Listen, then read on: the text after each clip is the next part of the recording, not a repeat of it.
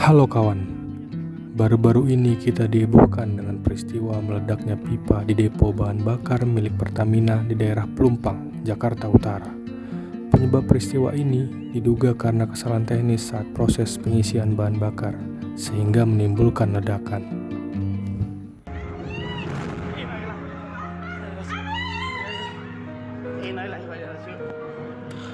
Masih ada orang, ya Allah, mana ini orang? Itu masih ada orang, ya Allah.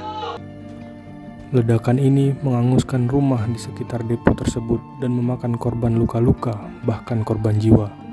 Hal ini disebabkan karena jarak antara permukiman dan depo hanya dibatasi oleh tembok, seperti dapat dilihat pada gambar berikut. Dan inilah penyebab utama tragedi ini. Suku Dinas Penanggulangan Kebakaran dan Penyelamatan Jakarta Utara, Ahmad Kristianto, kebakaran terjadi di area depo Pelumpang Pertamina seluas 1,5 hektar. Sebenarnya depo ini sudah beroperasi sejak tahun 1974 dan tentu saja pada saat itu belum banyak rumah di sekeliling depo ini.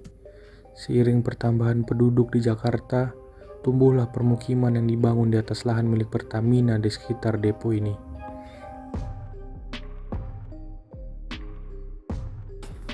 Sebenarnya peristiwa ini bukanlah yang pertama. Pada tahun 2009 pernah terjadi ledakan di depo ini.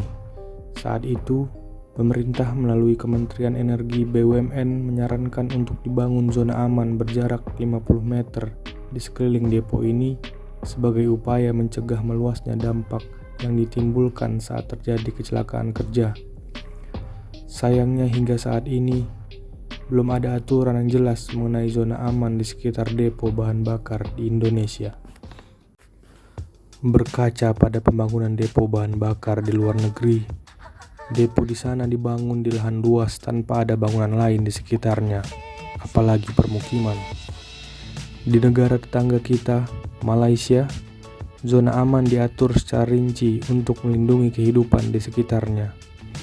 Di aturan tersebut juga dijelaskan komponen yang harus ada pada zona tersebut, seperti jalan yang lebar, sungai, danau, lapangan terbuka, dan lain sebagainya.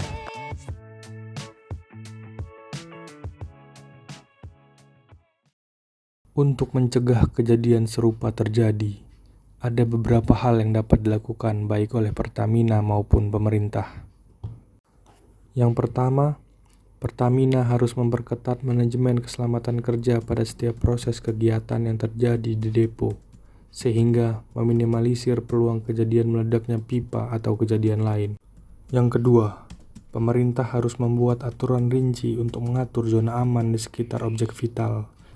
Yang ketiga, pemerintah dan Pertamina harus duduk bersama untuk merancang master plan mengenai zona aman di sekitar depo Pelumpang dan segera mengaplikasikannya di lapangan. Dan solusi paling ekstrim adalah memindahkan depo Pelumpang ke tempat yang aman sehingga tidak membahayakan kehidupan di sekitarnya.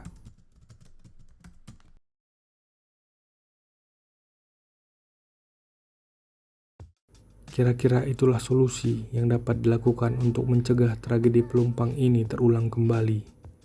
Kalau menurut lo, gimana tentang kejadian ini? Tulis di kolom komentar.